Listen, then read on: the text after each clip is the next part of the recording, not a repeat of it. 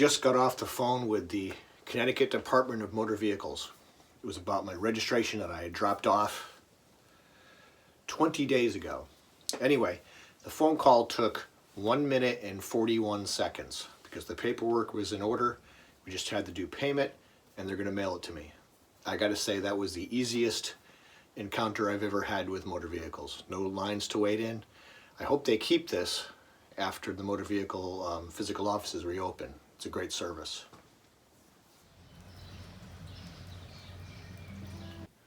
So it's a rainy day, and I'm happy to say that at least so far, there is not a drop of water around the mast.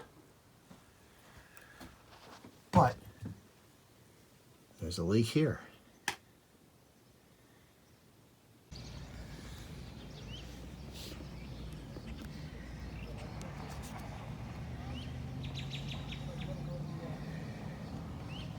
All the wood pieces my daughter refinishes I've been sticking in this little closet here because I don't want them to get any wear and tear on them because they look so nice and I don't need them in place yet.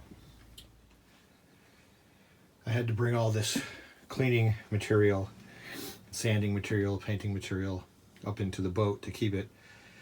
My kids are coming on Wednesday to do some work here. And so since I wasn't going to be here, I had to empty my car and put it all here.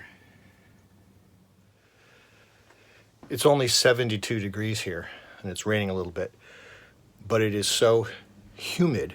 I am just dripping in sweat and I really haven't done anything yet except for go up and down the ladder with some stuff. It's very uncomfortable. I bought one of these waterproof cases.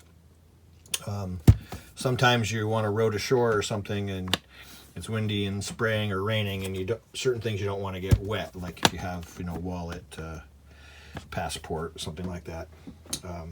So I always thought I should have one on board.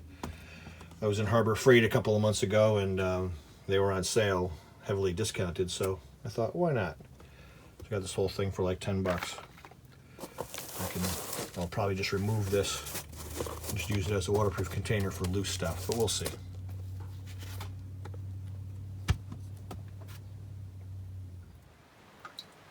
So I just heard this running water sound, and this water came out of the bottom of the mast. And if you can see, water is dripping down there. Now, water inside the mast is expected. So this really isn't a problem. But you can see that puddle of water sits there, and that's why this piece of wood, which we showed you before, was no longer wood, it's now plastic with wood veneer. So that it can sit right in that water and it's not going to rot. So you can see a little bit of water by that hatch handle and a little bit by that hatch handle. A little bit of moisture by this window. Not very much, but enough. If it keeps raining, it's going to build up.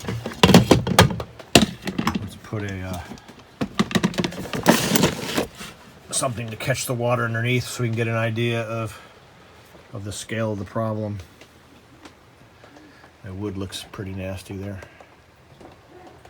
No matter the weather, the water is always beautiful. But I think I'll stay inside.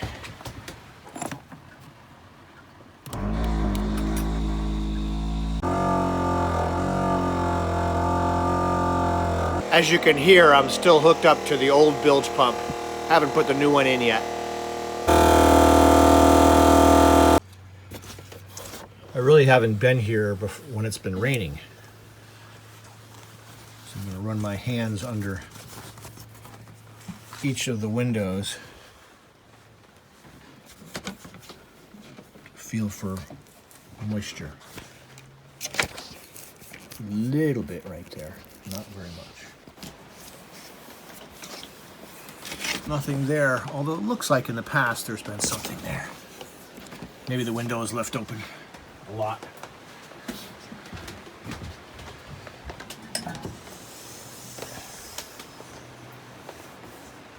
Touch right there. Ow. Ow, ow.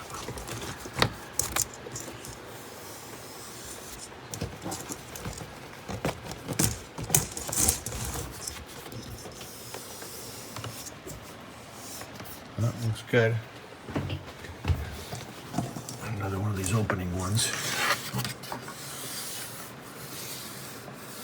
Nothing.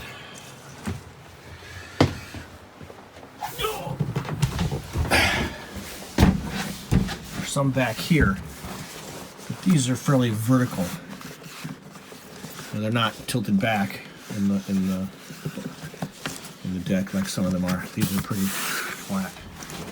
Really don't expect any leaks here. Doesn't mean there won't be any. Doesn't mean there won't be one, but okay. So this cabin's okay. I'm glad that cabin's okay because that's where I sleep. I'm glad this baby's here. Now it's feeling more like the boating season.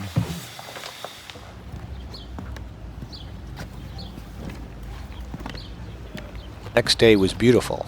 I decided to test the power at the red and green lights at the front of the boat. I was only getting about a half a volt at the fixture. It was puzzling. Cutting the wires off the fixture and cleaning them up, I tested it, and I still got about a half a volt. Then I noticed this little pile of tape here and thought, maybe this is the culprit. Under the tape I find corroded connections, topped off with wire nuts, which is a no-no on boats. But even cleaning up the wires and testing them here, it still comes out at half a volt, so that's not the problem. So the wires go inside the chrome tubing for the bow pulpit, and I'm not sure exactly where they come into the boat, but it's got to be behind or next to that locker. So this is a photo of the back of the breaker, and it shows some corrosion. I cleaned up the corrosion and tested it again, but no change. So not finding the problem, this remains unresolved, and I'll have to try some other things. So we disconnected the old pump from the hose. We disconnected the end piece on the hose. We vacuumed out the bilge with a shop vac and dried it up a little bit. So it's supposed to be warm today and tomorrow. So the idea is I have to find a piece of plastic to glue down on the bottom of the bilge so that we can attach the new bilge pump plastic basket with screws to it. So the piece of plastic will stay there forever. The basket for the pump can be removed by screws, and the pump itself just pops in and out by finger clips. So we could pop it out, clean it out, stick it back in without any hassle. We're going to use the existing hose here, the black hose, that goes to the back cabinet. I removed the strainer from the line here. We're going to connect this line here to the other side of the hose that goes to the far side of the pump. Maybe using this and maybe not. I don't know yet. I have some other pipe. And then the only thing that will remain after that is to work out the flow switch and the wiring. Here's the basket for the bottom of the pump. We're going to use those slots for screw heads to attach it to that piece of plastic that I haven't cut yet. And it'll be attached in the vertical position like this, and the pump will just slide into those guides. I've been tripping over things inside the boat, so I decided to put up the Dodger. At least it's out of the way, and it's useful because it's raining today, and I can keep the hatch open.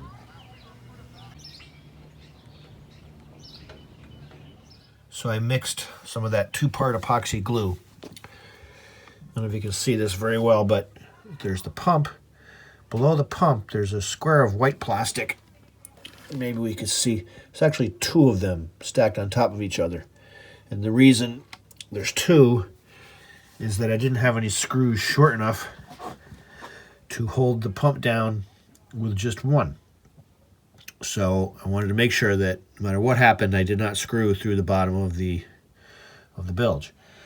So I glued the pieces together and glued it down to the bottom. And right now I put the pump on there just for weight to hold it down. And I put this knife in here. This is that green handle. It's a knife. So that the intake for the manual pump would be adding weight to it as well. So that should be dry tomorrow. And I can hook this up to that hose that's there. It's just sitting there on the side. The propeller shaft goes through the strut, and inside the strut is what's called the cutlass bearing. I watched a number of YouTube videos on how to change a cutlass bearing, and what I've learned from those videos primarily is that I don't want to change a cutlass bearing. So I hired the boatyard to change this. So hopefully this will be done in the next week or two.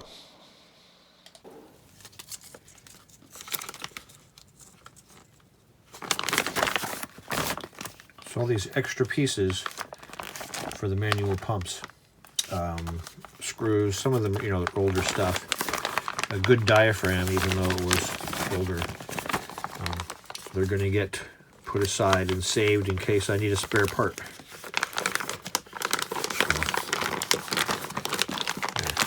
Now it's ready to go in the cupboard.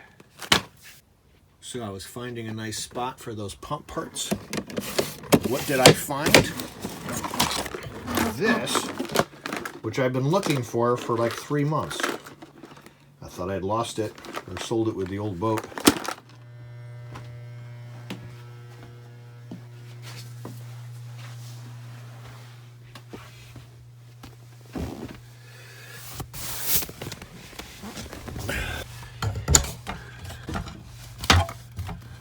The very front. A very tippity bow over the bow.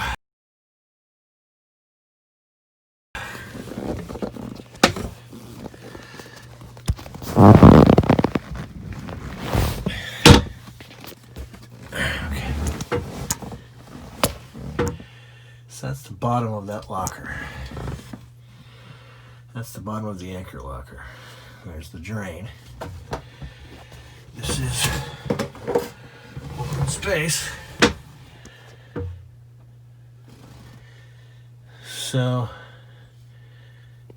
this opening is, I'd never get more than my head through this. And I have to reach all the way up there to get at that wiring in front of the locker. So no, that's not happening. So I guess the only way to get at that wiring is to pull out that whole anchor locker. It could be pulled out from above or unfastened from above and maybe pushed out from down here, or a combination of both, but not something I would look forward to. Looks like this thing's leaking a little bit. Oh, little leak there on the sides. So it looks like a little leak there and a little leak there. Okay.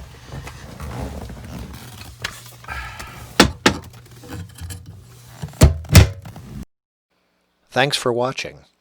I promise in the near future we're going to do something more fun than crawl around inside the boat.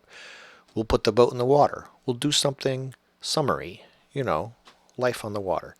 Anyway, we will do less crawling around inside the boat. Please consider subscribing, leave a comment, enjoy your spring.